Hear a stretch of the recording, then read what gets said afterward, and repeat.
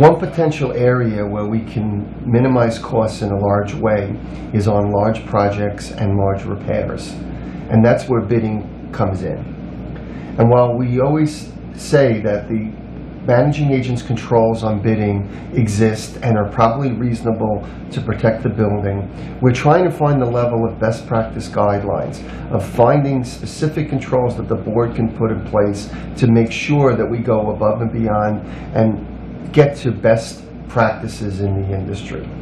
These are usually established by one or several board members working together to personalize the situation and enhance the controls.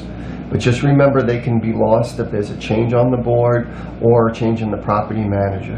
So it can be really important to memorialize them into a written format like policies and procedures. For the building staff, you want to have established schedules and maintenance logs to be sure that things are done when they're supposed to be done, and that's verified. Our whole premise here is to set up that we meet the building's objectives at the lowest possible cost and the highest possible standard of living and quality of life for the people. So when we go to bidding, it's generally required over an established amount, and that amount varies depending on the building. You have to personalize this your way. There can be either recurring or non-recurring.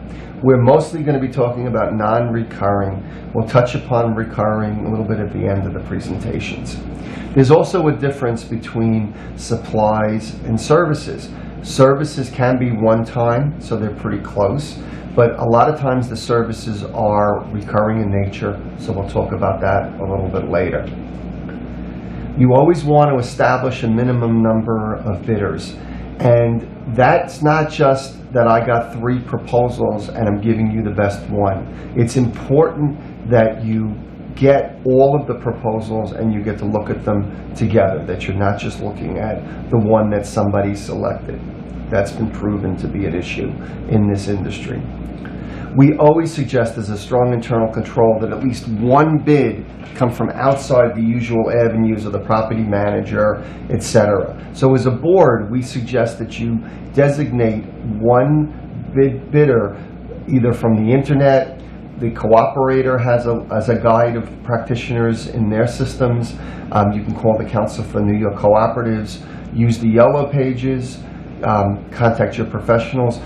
Get a name that's outside the property manager, and if you ever see that there is a pattern to the fact that that one is the cheapest, you should have a concern that you're not paying the lowest possible rates. This is a great way to make sure we minimize the amount. They should always be request for proposal in written form. This way there's no question as to what should be done. This is the one we have a lot of trouble finding when we try to do our audit work. That way the scope of the work is set up, it assures the quality, and it also provides the opportunity for more bidders, because bidders are more likely to come to a written request than a oral request. You want to make sure that your bids are sealed and they're received in a secure location.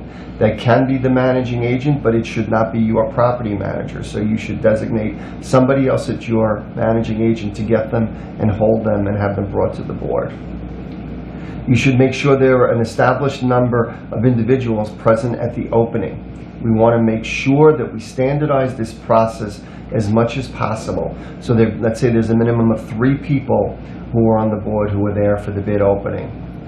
And we also have to set up a process to retain the bid packages. So many times I can get my hands as an auditor on the one that was chosen. I cannot find the ones that were not chosen. This is a really important area to make sure that you can verify that your bidding process works.